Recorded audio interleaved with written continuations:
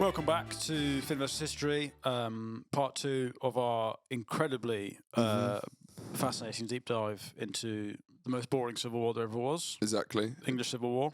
To get us back up to speed, where are we in the world? What's happening? So this is the English Civil War, which is the 1600s. So it's sort of before it's after the invention of the bucket. Yep. The bucket's been invented. Buckets are around. Yeah, but it's before Lizzo's second album. Right. So Lizzo's broken through, and I don't just mean metaphorically. I mean she's broken through several walls. That's how she makes about. Yeah. But they don't know who that is. They've got no idea. If you said Lizzo's second album, they'd go. If you said in an indistinguishable Cornish accent, they'd go. If Lizzo was found shitting on a bucket, they'd be like, "Well, I know what that is. What the fuck's that?" So I think that gives you... What is the... That couches it historically as to where we're at. For people who aren't historians as such as we are. BL before Lizzo. Yes. AB after bucket. What are we... We're 300... This is... Hang on. 1650. 1750. 1850. 1950. We're about 380 BL. Yeah. Charlie, when was the bucket invented?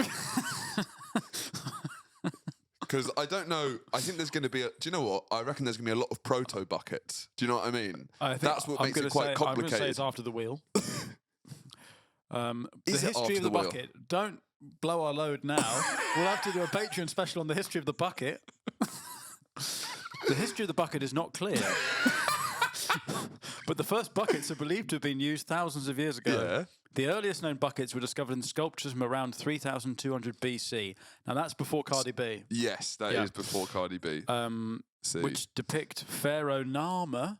So the pharaohs are using it. Right, so the Egyptians are using it. Yeah. Here's some notable events in the history of the bucket. Can you... Sorry, just before we get back into the English Civil War, we'll do a quick history of the bucket. It's still history. We just try to find something more boring than the English Civil War. And so the handle was invented by the Romans. That was one which they used to carry wine. Yeah.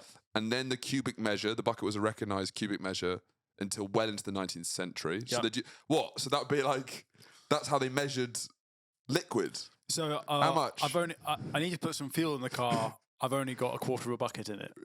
How big's the bucket though? I don't know. So it's 5 bucket loads of petrol. Whoa, hang on. The Spanish inventor Manuel Jalón Corominas, created the modern mop and wheeled bucket in 1956. So the sort of the bucket that we all know and love today. Yes, that is could Spanish. Be Well, I'll tell you this now. I'm never using a bucket again. I will only be using bins, which I think are English. If bins are English and buckets are Spanish, then count me out. Buckets. Right. Charlie, who invented the bin? Which country invented the bin? Come on. It's got to be England. Surely. Got to be England. Come on, boys. The bin. Wheelie bin has got to be UK. No, the modern plastic wheelie bin was invented in the UK in '68 by Frank Rotherham Mouldings. Yeah. Yes. That's it. However, the history of bins goes back further. Oh, hang on. He's called Eugene Poubelle, which is French for bin. And I didn't realise it's named after a bloke called Eugene. Who invented, really? Did he? Was that a coincidence? No, hang on. Was his name bin? And he was like, "Well, I might as well make a bin." Well, hang on. So does that mean that Osama bin Laden invented some kind of bin? No, but his ancestors did. It wasn't him. Like Osama Poubelle Laden. Yeah. Well, it would be his great grandfather invented the bin. It's like Icelandic names. Yeah. Bin son. Bin son. Sorry. Are we saying that the French invented the concept of the bin? The idea of what is a bin? Is it and can I fuck it? Well, it's interesting you raised that about the bin. Should we lower the age of consent of the bin? I feel it's hard to talk about the bin without lowering the age of consent. How can one truly know what kind of bin it is without fucking it? Yeah. Is it a food bin? So hang on, the French. I doubt that the French invented the concept of the bin because, to my mind, Paris is a bin. I can't stand Paris. Can you actually not? I don't hate it. Really? Yeah. That's so funny. Why is it funny? I fucking hate Paris. Yeah, of course. Well, of course you hate Paris. Yeah. What do you hate about Paris? Oh, it's just shit. It's too big. Paris is just shit. You can't say that about Paris. It's shit. It's Why too do you hate big. Paris? It's just shit. It's too big. It's full of French. It's too big? It's too big. Do you like London? Yes. Is that too big? No. It's twice the size. So Paris is too big. It's too big. It's full of French people. Well, yeah. I guess if you thing about rate London- things with how many French people in them, then I guess the Paris. scores quite high. Yeah, I can see from your perspective Paris being a bit shit. No, I hate Paris. But in terms of like if you go to Paris and you're like, oh well, let's see the Eiffel Tower and Notre Dame. And Sacré-Cœur and all that. It takes fucking ages. You go to London, I want to see London Eye, Big Ben, Parliament, Trafalgar Square. I've done that That's me every weekend. in the morning. I do that. I do it every weekend. I do that every weekend. Yeah, me and Finn. That's how we met. Saturday morning, I'm on the London Eye every week. Yeah, all the way around. I go the other way around. They hate it. They hate it. What are you doing? You can't go that way around.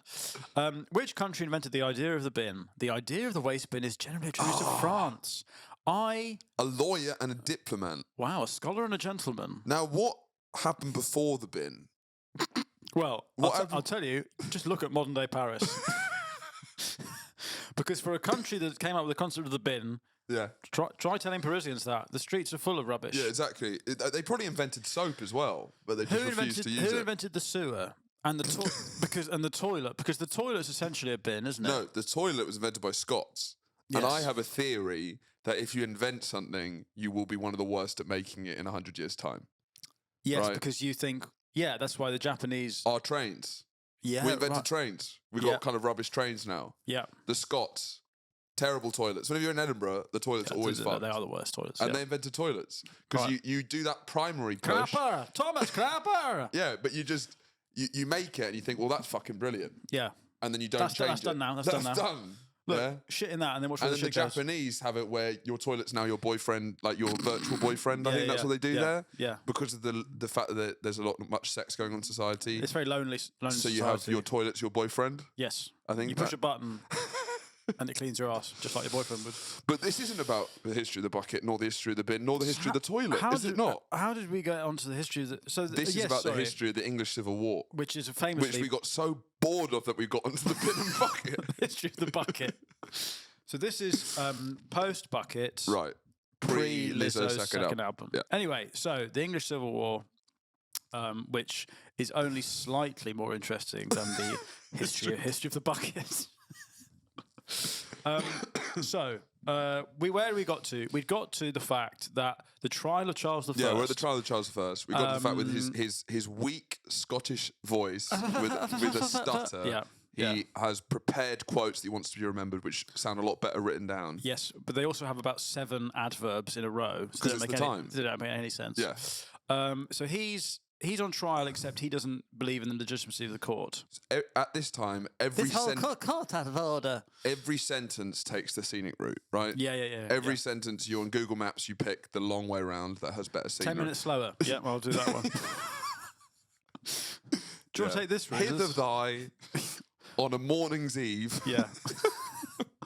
Betwixt the morning dew and the evening sun. So, to give us a quick recap, Charles he's Russell Brand. Yeah. He's gay. He's Russell Brand. He's gay. He's got a fit, annoying French girlfriend. He's arguably a nonce. Yeah. Well, he's probably. I think part of the reason. Part of the Catholic terror is that Catholics be noncing, right?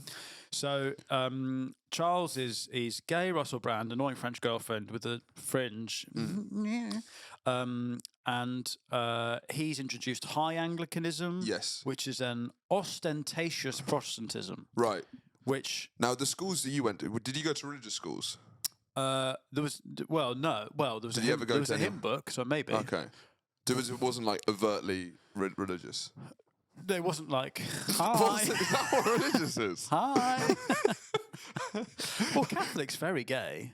Yeah, Yeah. I believe. And it's very like, I think the whole structure is very kink coded, Go on. where it's like, beg for forgiveness from daddy. Do you know? Do you know what I mean? Fucking daddy's always watching, and sometimes he's not happy. I'm not happy with you. Yeah. You know, confession, a gossip box. Are you saying that on the other half of the confession box is a massive leather daddy? Yeah, but it's more just like a glorified gossip session, right? Yes, that's incredibly gay. Yeah. And what the Reformation, which we'll do an episode on, was a straight edge German autistic monk going, "This has got way too gay." This is all too gay. And it was the de-yassification of the Catholic Church. Of the Catholic Church. Because it was like, Church, get his cock out your mouth. When we depict Jesus, why are we making him look like a twinky little slut? Why is he topless? Why is he topless? His clothes why is the blood like dripping down him? Like, and what's he's this sweaty? cum shot stained glass window shit? They make they're all, because the Catholic Church basically, it was sort of like RuPaul's Drag Race, where it's just every year they'd add a new flamboyant thing, and it's like this is and basically because he's a monk, one of the only people who could read in the time, he's reading the Bible, and he's like, he says nothing in here about God sucking you off. Why am I sucking you off? This is great. Just because it's written in Latin and you can get away with it. I love the idea that he's reading through, but not that book. No, all right. Next one, Genesis, Job. No, all right. No, it must be here somewhere. I'm still sucking you. Oh, also, it's right at the end. Okay, no, we can read it. He gets to the end and he goes, I've been sucking you off this whole time. It wasn't in there at all.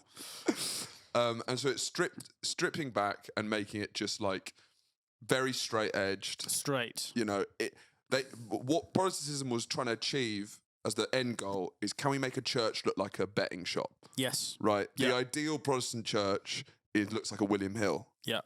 I want a man in a flat cap, coughing on his way out, finding a penny on the floor and then going back in. Yeah. So it strips it all away and it's as boring as possible. And I guess high Anglicanism was... I guess that was my school. Was high Anglican. A betting shop at Christmas when they got some tinsel on. Yeah, exactly. Yeah. So that's which is basically, it's fuck the Pope. We're still Protestant, but we can still hang some stuff up. Basically, it doesn't have to be hideous in here. Well, it's like the let's have a nice roof. Yeah. Let's have a bisexual. Yeah, or maybe even kind of like how all straight women are a bit gay. Yeah. Okay, fine. It's a posh bloke who experimented with the rugby boys. Experimenting's not the term. Okay. Having been to those schools, experimenting's not the term for what's going on. What, you wouldn't put a lab coat on? It's not. It's not. You don't have a gauze and a Bunsen burner. I wouldn't say soggy biscuit could be explained away as a science experiment. I know people who tried. I guess in its fundamental form, it is still trial and error, is it not? Yeah. It's data gathering. Do I like this? Maybe I do. Maybe I like this. Do I like these people? Do I like these people enough to eat this biscuit full of cum? Fun experiment. You've experimented with sexuality. I guess so. Yeah, I went to Isaac Newton. Yeah, I kind of went to school with a kid like him who was always experimenting. Yeah, he was jizzing on my digestive biscuits. And I was experimenting whether I would eat them or not. Whether I was that terrified of him. But high Anglicanism is it's just a bit more showy. It's just a bit more showy Protestantism. But you don't like that because I feel that's if I was a religion, that's me. Really, I'm high Anglican. I'd say. I'm kind Presbyterian. Of the vibe. So you're colder. I'm an extremist. I'm a boring extremist. I'm driving 20 miles an hour in the fast lane of a motorway. I'm in a milk float on the fast lane. Yeah. And I'm also angry about it. But people are beeping and going, fuck off! Why are you driving so fast? And all of the debates that are happening in this period, it's probably the most kind of religiously, there's the most upheaval we've ever had in this country is this kind of period where there's so many... It's a big spectrum, right, between gay... Very boring to slightly less boring. Exactly. Yeah. And also at this time, because authority was kind of destroyed during the Civil War, a lot of very radical ideas were coming in, like the levelers, who were sort of proto-communists, right? So these are commies. So the Levellers are a small faction of within the New Model Army, right? So it's basically like no one's looking anymore, so now we can just kind of do what the fuck we want for a couple of years, right? Yeah. This is in the interbellum, the taint of between the two civil wars. Yeah, go on. The Levellers are because they're shot famously. It's kind of like let's all. It's kind of like those guys who live in communes. Yeah, it's about the giving power to the people, right? And this is a very radical idea then that no one liked and no one picked up. Yeah, they're like, no, that doesn't sound right. So basically, they were too radical for I think Cromwell. Cromwell's about to go to Ireland. Yeah. Or Scotland. Yeah. We're skipping ahead a bit. Yeah. And then some Levellers are like, hey, we think we should be more boring or whatever. Yeah. Or well, we're communists. It's kind of like there's hippy dippy, those guys who live in communes, now. Because then there's the diggers the diggers are actually growing food. Yeah, and well, the it to diggers everyone. broke off from the Levellers to become like that. Become like someone who's called Wet Bark or something. Like that's his name. Oh, right. I see. And he lives on a commune. River. Harem pants. Yeah. Worst food imaginable. Yeah. Yeah. Everything's homemade. Dal. So it's a lot of Dal eaters. Dal eaters, right. There we go.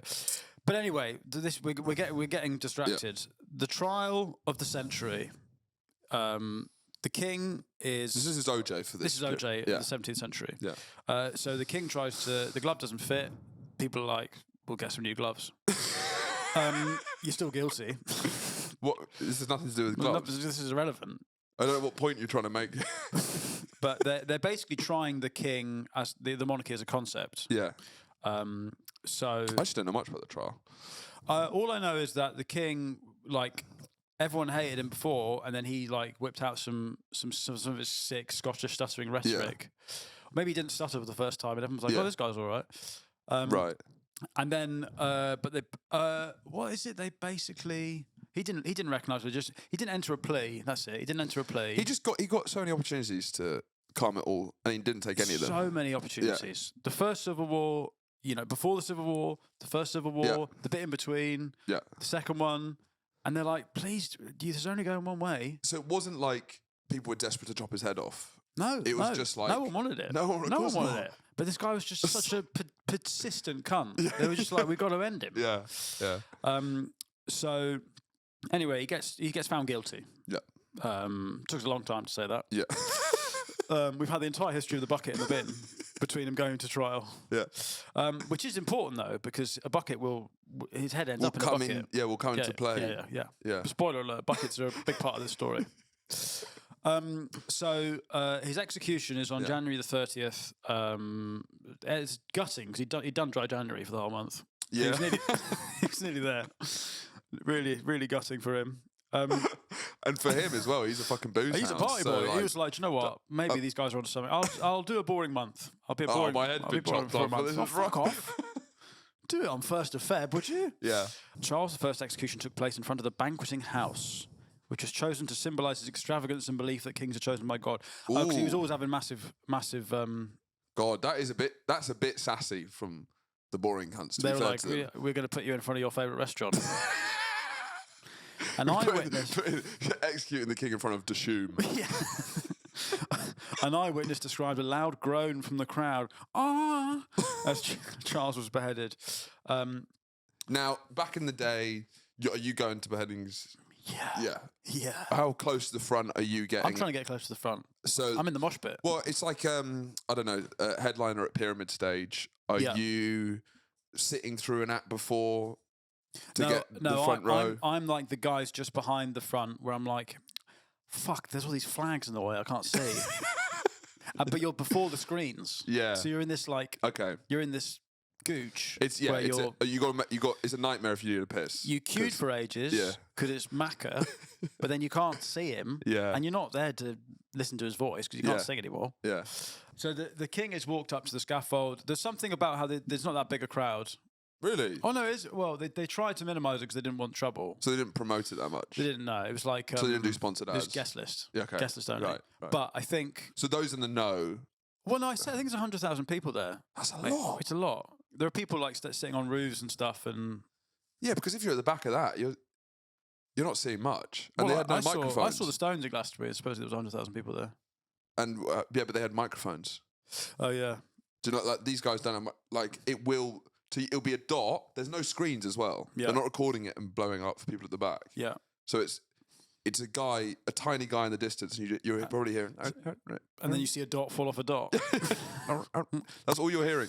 You can't. Doesn't travel. Anyway, so he gets up to the scaffold. Yeah. And I think my understanding is that the people watching were like, well, they're not going to fucking do it. Oh right. They thought it would be like, and what have we learned? What have we learned, Charles? That to never be a cunt again. Yeah. Right now, get off and. But if you do it again. Yeah, but they chop his head off. They they get his hair and they fuck me. That's everyone in the crowd's like, fucking hell. Yeah. It's the end of Game of Thrones season 1. It's when Ned Stark gets his head chopped off. You think they're never going to do it? I see it as more like ISIS. Facebook Live? He's on his knees. He's on his knees in an orange jumpsuit. What? They got a box cutter? Yeah. That's what they're groaning is. It takes fucking ages to go. At bonfire night in Lewis, which is like they're very traditional and lots of traditions like this. At the end you have like a random guy from the local community who stands up and is allowed to speak about whatever for 15 minutes. Right? Just one guy. One guy, so he'll be different guy every year. No, because there's loads of different bonfire societies, so everyone has a different guy. So this is for like the ultras. So after all the parades and fireworks at like midnight, you'll go back to like outside a pub, which is literally called the King's Head, the one I went to, and a guy will stand up there for the local community, and he has a platform, and he has throughout for 400 years they've had this platform where he's allowed to talk about whatever he wants, and you're obligated to listen. And he's wearing like a bishop's hat and stuff, and we're all standing there with torches, right? And normally, what's so funny is it really felt, and I was on mushrooms at the time, so it really felt you really should have said this earlier. But it really felt like I'd gone back in time because everyone's wearing, and it's just me and my girlfriend who aren't dressed up, and it did feel like I'd done so many mushrooms, I'd gone back 400 years. But this guy's just talking up on this plinth basically, and. One, you realise, you can't hear a fucking thing without microphones. Yeah. So that I was quite near the front. It was very hard to make out what he was talking about. So any of these, could also be in the mushrooms. It could be in the mushrooms. Yeah. But also, what's so funny is he used that platform to talk about really local issues. Yes. Right? Yeah. So he was getting livid about the new car park at the leisure centre. And so we're all standing there. It was like torches. Yeah. But that's kind of good. That's what you want. You want... As opposed to it being kind of, I don't know, about globalists. I've never done mushrooms. My understanding is that you can have a good or a bad trip. Yeah. Is it like LSD? Yeah. So, but my understanding is your environment dictates whether this is going to be a good or bad. Was it good until you started talking about the car park, and then it became really bad? Well, then it brought it back to being very real. Yeah, right. I was in a fancy land, and then they start talking about, oh, well, that's not back. These Tesla charging units have taken up too many disabled bays. But he's dressed he's holding a torch. It's so funny. It was such a funny moment. Oh, fuck. Really sincerely as well. Just vividly talking about like the Tesco's club card. All that stuff, as a Presbyterian, I think is far too much. Really is too much. Yeah.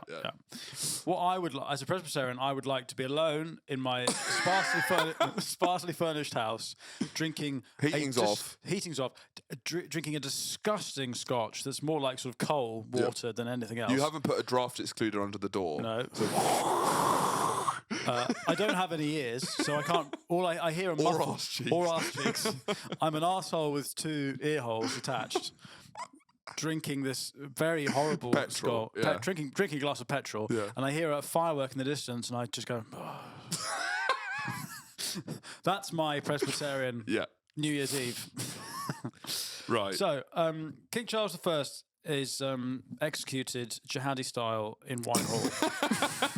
Hello. Yeah. A lot of people in the crowd start firing AK-47s. Yeah. They start dancing. Anyway, they hold the head up to the crowd, and the spectators dip their handkerchiefs in blood to show. I don't know why. Right. And then they display it. They put the head on the spike. Yeah. And expose to the public for several days. Which, I mean, the head must go kind of green or grey. Well, are you embalming it at all? I don't know. Are you sort of... I don't know. You must do. Otherwise, putting in amber or something. I don't know. Yeah. Embalming, I don't really understand. Yeah. I don't get that. Whatever it is, I'd like to be embalmed though. I'd love to be embalmed. I'd love to be embalmed. It's not an option anymore. It's basically just cremated, buried. Well, I went to Lenin's mausoleum. Of course you did. And I was like, yeah, that's my dream. I've been to Mao's. Oh yeah, so you seen him? No, I couldn't get in. It was the queue was fucking massive. But I think that's great, still being there. Yeah, but isn't he tiny? Yeah. I know, is it Mao? What's your point? No, because then you shrink. Oh, okay. So it's like a sort of action like a doll. Playmobil figure. Yeah, it's like an action doll version of you. What is embalming? Embalmers replace the body's natural fluids with a solution of formaldehyde, water, colorants, and natural oils. Yeah. They also massage the body to relax muscles and joints. Yeah. Yeah, because if you're being beheaded publicly, your final muscle kind of formation will be... Yeah, it'd be quite embarrassing. So you'll be like this, and then someone's job is to just kind of... Yeah. How would you want your final... How would you like to be embalmed? Happy ending. So you're lying in state when you die. Yeah. And you've got... you're sitting on a massage table... with an erection under a towel across your midriff. You're nude. And you're going like this. You're leaning forward going... I'm flying at half mast out of respect. And then hundreds of thousands of people... Weeping. ...are going around slowly. You know... Schofield skipping the queue. Of course he is. Schofield wants to get to that. Beckham's waited for 9 hours to see your cum face. Yeah. Yeah, I actually talked about this before. I do think embalming should come back. I'm a huge fan of embalming. I think it's just fucking sick. It's like you can just steal historical figures. They're just still there. That's great. But also, just like I reckon you could just put me in a box in the house that I die in, and then the new owners can have it or not. Should we keep this? Oh, it's just me. What do you mean? So you mean like when you go to a new place and they've left like an armchair? Yeah, because they can't be asked to take it home. Oh, the previous owners in a box, in a glass box. Type in Jeremy Bentham UCL. So do you know about Jeremy Bentham? He's a philosopher who's at UCL, and they've kept his body, and he's still viewed as one of the council members of the UCL, but as a non-voting member. Okay. So his name's always written down whenever there's a vote, and he's always abstained. Because he's look, there he is. Off. So when like the UCL, I don't know, I guess there's like the people who run UCL. What's the head when they meet for? I don't know whose head that is. Yeah. Who the fuck's head is that? Is that his head? Does he have two heads? Is that a bronze cast of his head? I don't actually know. Does it say? So they all meet for a meeting and he's just there. He's just there. That's brilliant, isn't it? Well, that's what I mean. I'd love. Just like something where you're always just there sitting. I don't want to be asleep in like a meeting hall. So when someone's telling a story, I'm always... I love the idea that because he's still a member, they have to go, anyone dissent? Jeremy? Nothing again? All right. It's like how the IRA don't take up their... Well, not the IRA, Sinn Féin don't take up their seats in Parliament, even they get voted in every day. Oh, Christ. Well, I'd be embalmed like this. So I'm voting yes to something. Yeah. So no matter what it is, you can always use me as a yes vote. The motion is Jeremy Bentham's massive gaylord. Yeah, passed. Anyway, so his head gets chopped off. Big deal. That's like a... Yeah. I imagine after when it's not... It's just kind of like everyone doesn't really know how to feel. Because that's like... Well, it's like when I did Live with the Apollo and the next morning woke up and I was like, oh... Yeah. Nothing...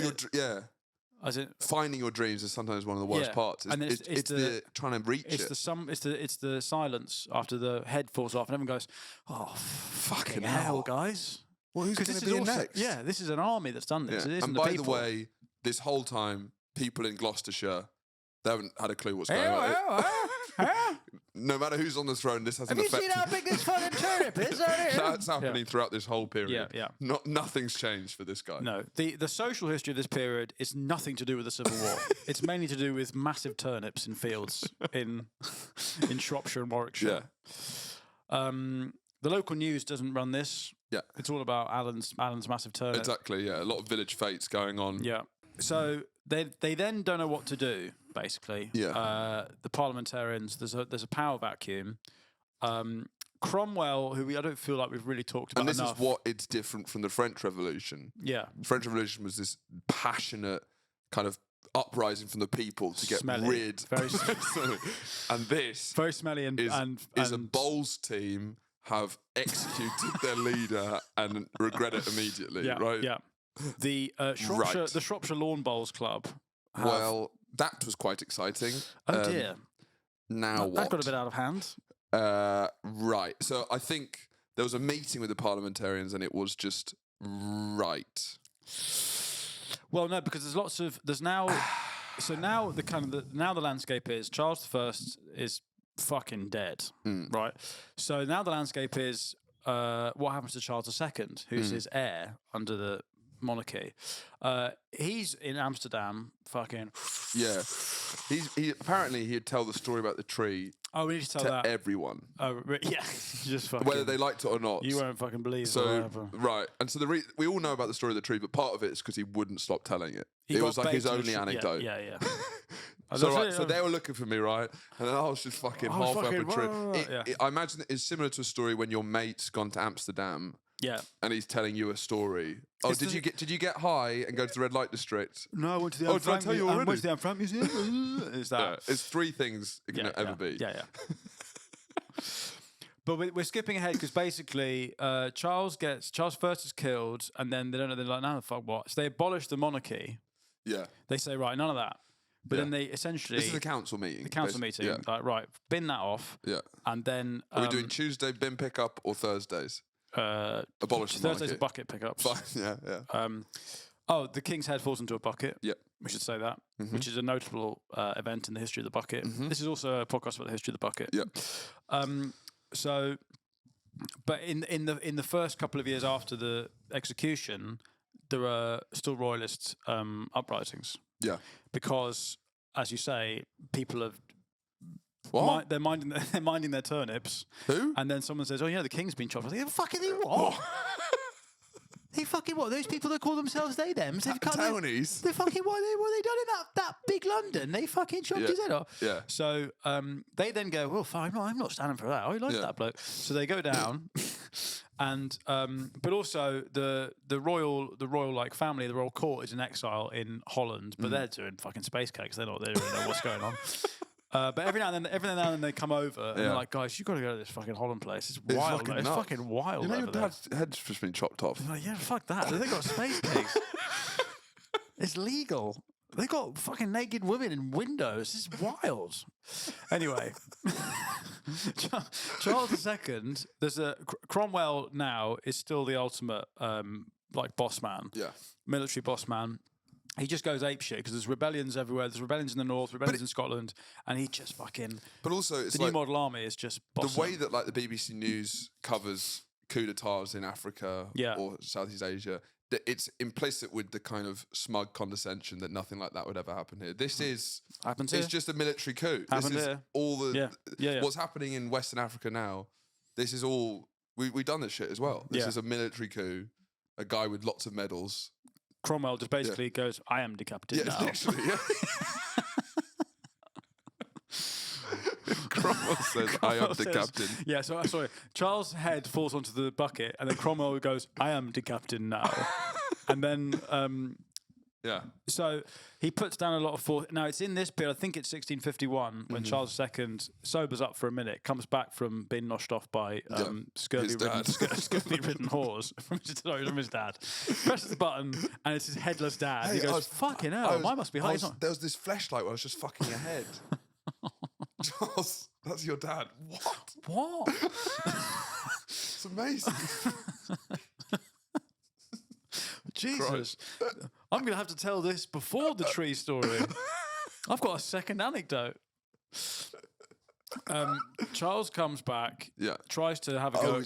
That's when the tree happens. Yeah, he tries to have a go at Cromwell in 1651. You know what, mate? Yeah, you know what, mate? I've heard you chop my dad's head off. I don't think that's really not on. That's really not on. he goes for him, but Cromwell's just like, fuck off. Yeah. He's a... Slaps him with his warty hand. He's a dictator, really. Yeah, he's the boss. Which we don't actually, in British history, don't really have many... We don't talk about him as if he's a dictator. Yeah. Everyone goes, he's the only commoner ever to hold the throne. But he's not... Well, no, not the throne. Be head of state. Yeah. But this is, of course, the great irony, is that they just fuck the king off and they go, well, I'll just be king, but call it something else. Yeah. Identify as whatever it's his And also, lord. they decided never to go with one of his lot again. Yeah. You know, we tried it once. It didn't work. Didn't work. Sorry. But if you look at British history, we don't have Stalins or Hitlers. We haven't had many. Where other countries, you always in everyone's history, they have like this insane. No, but tyrannical. if you're we have Henry VIII and this guy, really. But if you're an annoying short hair, then everyone's Hitler. Yeah. Blyer. Yeah. You have Blyers, and then you have Boris, and all that stuff. That's true. Anyway, where are we? So Cromwell smashes back Lord Protectorate, has to come up with a name for himself. Yeah, Lord. I'll become Lord Protector. Lord Protector of the boring. Protector of everything boring and dull. And essentially, he's the only. Here's a fun fact: he's the only person ever to conquer England, Scotland, and Ireland all in one go. It's pretty good. Yeah, as a game of Risk, that's pretty good. Full house. Yeah. But I suppose we should probably talk about what he does in Ireland. Touch on Ireland. And I guess we both listen to the rest of history, and a lot of this podcast is misremembering episodes. I think the most controversial kind of blind spot of Dominic on that podcast is his view on Cromwell. He's a big Cromwell stan. Listen, I don't mind the guy. Of course you don't. He says Cromwell was robust in Ireland. Which is one of the great British euphemisms for genocide. Describing Cromwell as being robust in Ireland. Well, there's differing academically. There's some people who say that it was in keeping with the brutality of war at the time. Yes. But then you hear accounts. So basically, what happens is Charles II is also Charles I is also king of Ireland, but the Irish are just, lots of Catholics. They're fucking angry bog people who want to just fuck. They want a raw dog. Yeah. And they want to be noncing. They want to be doing a jig, play the fiddle. They want to have a lot of fun. They want to have fun. They're the funnest Catholics. Yeah, exactly. They're the real fun Catholics. Yeah. And so it's peak Catholic. Meets peak boring. What it is. And in rock paper scissors, peak boring will always be peak fun. It's a house party that's too noisy. Yeah. And then the guy in 3 flats above. Yeah, exactly that.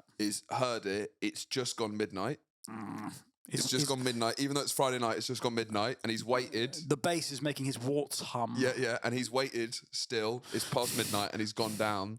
And he says, if you don't shut this music off, I'm going to genocide you and everyone like you. Yeah. I'm going to kill everyone. Yeah. So Cromwell basically spends his time before he becomes Lord Protector putting down rebellions. And by the way, when you're taught about the English Civil War, this never comes up. English people have no idea this happens. And in Ireland, it's the biggest deal of anything. Yeah, which is weird considering what happens later. Yeah, but for them, he's the guy. He's the worst English guy of all time. Yes, but I would say he's more of like he's the front man for England's crimes in Ireland. Right. If England's crimes in Ireland are a band, right? You've got potatoes on the drums. Right. Yeah. Listen, we're not giving you potatoes on the drums. So he's Liam Gallagher. Yeah. And then, so he's not writing the songs like Noel, but he's belting them out. Yeah. Fine. Yeah. And then you've got Bloody Sundays on bass. Yeah. Oh, fine. Yeah. So who's the guy in charge of the potato famine? Who doesn't send them potatoes?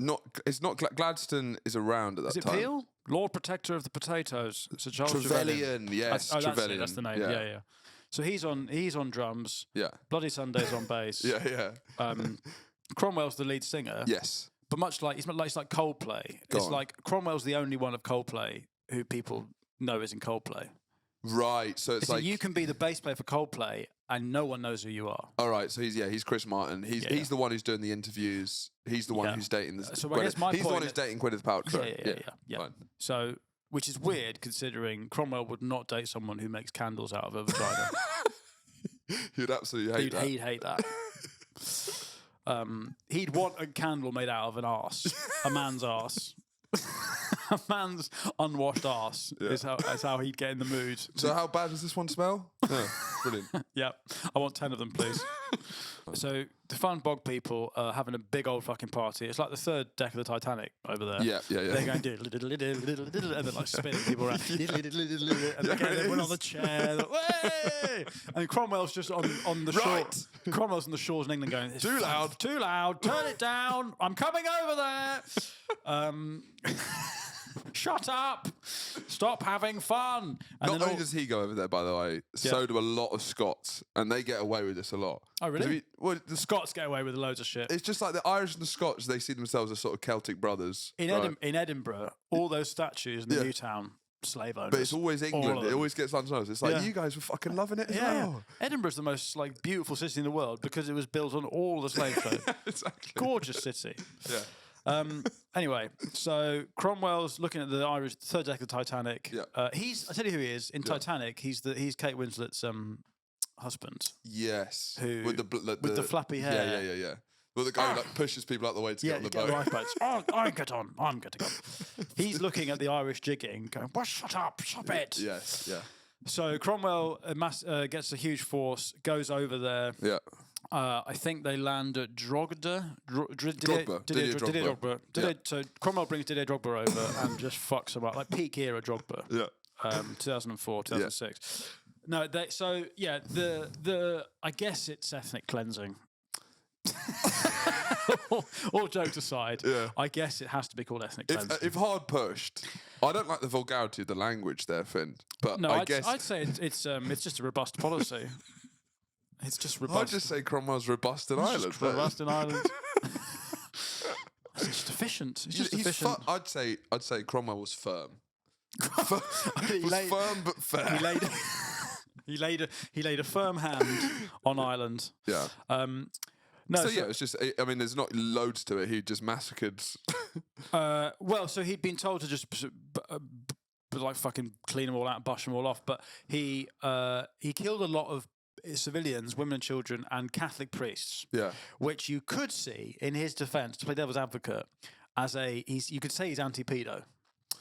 What, preemptively? Yes. Yeah, and also, probably, I wouldn't say paedophilia started in the No, but I guess they weren't that livid about it back then. You don't know. Well, you'd have 12-year-old wives, and you could bring them to the pub, and people wouldn't say anything. This is my wife. Really? Yeah, I guess so. Like, because people would start having kids so early. In Britain? I think so. I don't think at this point. I think if a politician had a 15-year-old wife, yes, most people would be like, oh, it wouldn't be like a big deal, because if a politician had a 15-year-old wife, when did paedophilia become a big deal? I thought you were going to say when did it become a bad thing? Sort of. Well, sort of. When did paedophilia become a crime? You have to work these things out. Remember. When did child abuse become a crime in the UK? Since the start of the 21st century. I guess that makes sense. I'm telling you, they just didn't really. Okay. Because after the child's rearing years, it's fair game. Back then, it was a different time, Finn. No, but you're saying child rearing ends at 12? No, starts at 12. In those periods. Who was in the 12-year-olds giving birth? Well, they had to work this shit out, remember? No, you're right. You should cut them some slack. Yeah. Anyway, so Cromwell's violently anti-pedo, goes in and just massacres loads of Catholic priests in Didier Drogba, which is a war crime by any standards. And then it's just the same thing at Wexford. He has these massive siege machines, which is the new model army. The Irish are just like, they're still dancing. Yeah. They just don't see it. They can't fight against them. Yeah. And just killed everyone. Yeah. So anyway, very robust. Right, that's Ireland done. That's Ireland done. And then we should talk about what Cromwell, what life is like for the civilians, because he does a lot of stuff. He bans the pubs and the theatres, and basically the Brits. That's what makes English people keep the monarchy. If he was a better king, we might not have monarchy now. So right? from 1653 to 1660, Cromwell bans theatres, plays, Christmas, drinking, and sex, essentially. Yeah. This is the straightest Britain has ever been. Yeah. It never got better to be a straight white man than the 1650s. This is the least European. The least European. This is English true form. Yeah. England's true form. And this is the most where it's like, on the continent, none of this is happening, right? No. And it's just on this island. What are they doing? On this one brave island, this outlier. No Christmas. But it's funny, like, when they say he'd have his soldiers go around on Christmas Day, bang on doors, and check that there's no turkey in there. There's turkey raids, genuinely. Really? So they'd open it, and because just make sure you weren't keeping a turkey. Is there a turkey in there? Is that a paper hat? Kill him. Really? Yeah. Christ. I think weirdly that they kept opera, because opera was boring enough. Genuinely. Opera is fucking boring. Yeah, so they were like, well, that's actually boring enough, you can keep that. You can have opera. Many activities were banned, including sports, theatres and inns. Women were expected to wear long black dresses with white head coverings, and men wore black clothes and short hair. Makeup banned. Make people uglier. Makeup was banned. Sundays were a holy day, and most work was prohibited. People who were found working on a Sunday go, you put in the stocks. So like boss men who run the little shops are putting stocks. Putting stocks and working on Sunday. And walking anywhere other than church could result in a fine. Make Britain ugly again. Ban makeup. So if you walked anywhere on a Sunday that wasn't the church, you'd get fined. So you'd have to be like, where are you going? And you're like, I'm just taking the long way around. I'm taking the long way around by the pub. By the pub. Fast days. Monthly fast days were held to encourage people to focus on God. So he was listening to Diary of a CEO, I imagine. It's basically like David Goggins takes control of England. In the 1650s. So intermittent fasting, just to help your digestion. Cromwell bans everything fun. Dress. Plain dress was enforced. Women are essentially in burqas. Yep. Well, the weird horniness of Puritans I always find interesting. Or in all religions, in Islam as well. It's like, how horny you guys that a woman can't show her ankle without you busting a because the ankle leads to the shin, and the shin leads to the thigh. Because you can see as these guys are very sexually... leads to the taint. to the interbellum. To the interbellum. Because you can see these guys as very sexually disciplined, right? Or is it like an alcoholic who's just quit drinking, who can't be anywhere near a pub and has to be that guy, you know? Yeah. To me, forcing women to dress like this is like... to even imagine a woman's shoulder, you're... You in a massage parlour. I'm dead. I'm in a mausoleum. And like, what do you mean? They're just getting so distracted. These guys, they can't be distracted by anything, right? Yeah, it's too much. The power of the female body is too much. Yeah, it's autistic overstimulation, isn't it? There's too many colours. Anyway, so it's quite a long time though, as well. 7, 8 years. Yeah, 8 years of just no fun. No fun at all. And then Cromwell dies in 1658. Yeah, and. This is incredible. I mean, it's just so funny. It's brilliant. That as he's dying, he goes, fuck. Right, you're next. And he hasn't told his son at all this. No. He's literally on his deathbed. And he goes, right, you're next. And his son's like, huh? And his son's called Richard, and they all called him Tumble Down Dick. Really? As opposed to Tumbleweed Dick, which is what happens when I put my trousers down. Dick is so small. So anyway, so his son's got a micropenis, and he goes, well, you've got the smallest dick, you're next. Yeah. Given that this is ruled by small dicks. Right, lads, I think I'm going to pass away. Everyone trousers down, and I'll pick the new king. Trousers down, smallest dick's the next king. Dicks out, no bonus, smallest one's king. No, hey, no bonus. No. Fairfax, no bonus there. So, trousers down, no boners. And so this guy sort of fucked it, right? He just wasn't ready for it. He's boring, but without the assertiveness of... He's weak boring. Yeah, he's cuck. He's boring. He's cuck. Cromwell's strong boring. This guy's weak boring. Yeah, this guy's Spring Watch, right? Yeah. He's Titchmarsh. He's like mid-morning Classic FM. Yeah. He's Dan Walker. Yeah, sure. And you can't run a country. You can't enforce. No one's listening to Dan Walker. Dan Walker's not being robust in Ireland. Yeah. If Dan Walker bans Christmas, I'm having Christmas. Yeah. You got a turkey in there? Yeah, and you can fuck off. If Alan Hansen's banning Christmas, I'm not doing fucking anything. If Alan you Hansen, think Alan Hansen is the modern day Cromwell? Yeah. It's like the difference between Hansen and Lawrenson. Well, Lawrenson is got the ugly thing. Yeah. He's got. That's what Cromwell looked like. Yeah. Cromwell is Hansen and Lauro. The personality of Hansen and the looks of Lauro. Yeah, it was the old sofa on Match of the Day. Yeah. Was Oliver Cromwell. Yeah. It was Gary Lineker talking to Oliver Cromwell's two sides. Yeah, I loved the early Match of the Day when it was like, peak. Can we get the peak. two guys who are not only boring, but boring in the exact same way, and also incredibly acerbic to anyone who doesn't like football. I love how like fascistic they were. Yeah. They were like, this is right, this is wrong. Yeah. And there was no sympathy at all. But also, they didn't seem to enjoy football. Hated it. They absolutely... Like, Alan Hansen was livid every... There was a really funny moment that me and my mates still talk about where Hansen... they're talking about a goal, and it's that thing where someone like jumps on someone and the goal scorer gets an elbow and he has to be treated a bit, but he's fine. Yeah. And they're talking through the goal, and the celebration happens, and then they go, "Oh, a bit of an argy-bargy," and Hansen just goes, "Oh, you got to be careful when you're celebrating." So Presbyterian. So just you got to be careful when you're celebrating. Yeah.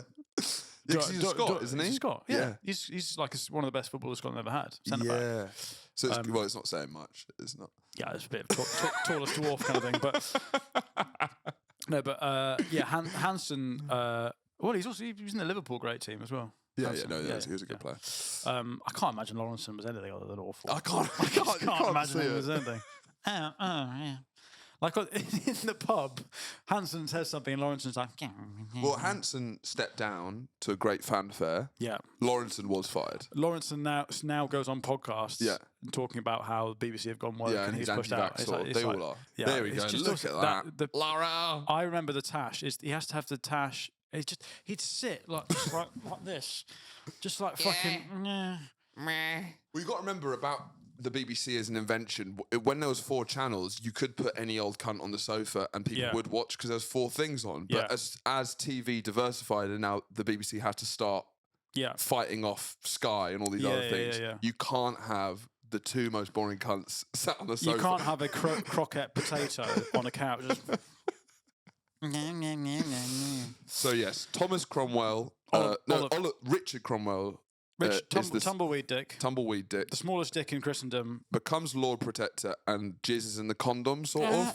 Yeah, and then immediately they're like, right, fuck this, let's get the king back. And kind of everyone, it doesn't seem like anyone's that pissed about it. Well, what's amazing is that they tell Charles II, they're like, this is shit. The Parliament vote to get the king back. Charles II, they're like, mate, come back. And he's still in Amsterdam, like, fuck. What? I'm king. What the fuck? Like he ate one space brownie, was in a tree for 10 years, and then they tell him that he's got to come back and he's king. What the fuck? What are you putting in this shit, man? All right, Barocca now. Yeah. Barocca, fry up. Get me back in the game. And so there's no like argy-bargies really. Not really. What they do is they dig up Oliver Cromwell, and they put his head on a spike. They hang drawn quarter him. Yes. Got you. Yeah. Got you in the end. It just feels in. I mean, actually, it has built the foundation of modern Britain, but it also feels completely pointless. This whole period. Oh, it's so pointless. It's so boring. What was and pointless. this all for? What was it all for? So after all that, you guys then, after 15 years, the most boring shit in the world, just were like, get the king should back. We get the king back? And then it was a vote. So was it just like, yeah, we fucked it. But and then Charles came back, and he was a bit of a legend, right? He was just. He was shagging about. Then you get the Restoration, which is this golden period of like Restoration comedies, Restoration dramas, blah blah blah blah. Yeah, the satire boom. The satire boom. Have I Got News for You begins in 1660. Yeah, so I think Hislop I think Paul Merson's in his 70s when it starts. Paul Merton. But Paul Merton, not Paul Merton.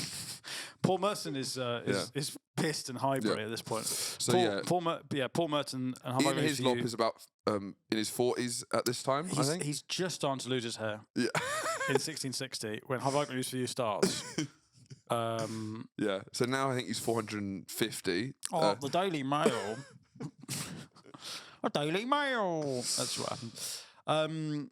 So yeah, Restoration. Have I Got News for You starts. Satire boom. And yeah, Charles II's basically everyone, they dig up Cromwell and they hang him and they're like, haha, got you. It's very British and petty. And then they sort of, I think do they kill some parliamentarians? Anyone who's like still parliamentarian? Really? There's a little bit of it, but not much. But because they then go, hey, everyone, we've got a king again. And the guy's like, what? I've just been fucking digging a turret. What do you mean there's a king again? Yeah. I just heard there wasn't one. All right, fine. Right. Yeah. Christmas is back on. And that's it, really. That is it. So really, if I was to sum up this period in a word, it's just... Yeah. It was the most radical thing that had maybe happened in politics for 1,000 years, and then we went back on it immediately. Yeah, very British. Right, that's the English Civil War dealt with. Done. As ever, more boring than I thought it would be. Actually, pretty fucking dull. Civil War really gives it a sheen that I don't think it deserves. If you want an exclusive episode every week, sign up to the Patreon for just £3 a month, become a truther. And either way, we'll see you next time for a different topic of history. This week's we're talking about the Greek myths, the Odyssey and the Iliad. That's on the Patreon. That's on the Patreon. We'll see you there. Thank you very much. Goodbye. See you next week.